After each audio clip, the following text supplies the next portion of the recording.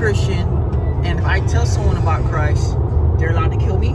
Yeah, they're allowed to assault you at least. They're allowed Basically, to assault me. If they don't have the intention of wanting to hear about God from you, and you try to convert them to a different faith, then they have the right to assault or kill you.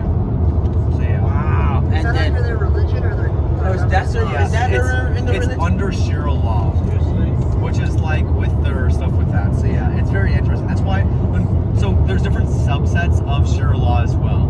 So basically, there's half of Muslims who believe in Shira law at its basic form, which is that the whole Quran counts. Basically because basically how it worked with Muhammad, a lot of his Quran at the beginning was written about killing Christians or other religious people, forcing them into your religion. And then when they're in there, if they're not Muslim, you tax them higher, you do whatever you can to basically make them try to economically move them into being Muslim. But basically, then there's that first half, but then there's the second half that basically states peace between people, basically loving. A lot of more Muslims believe in the second half more than the first half.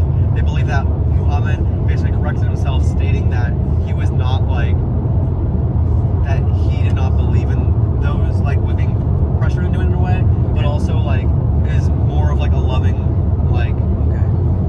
teacher in that way. So then it's Taliban and Al Qaeda is the first half? Yeah, so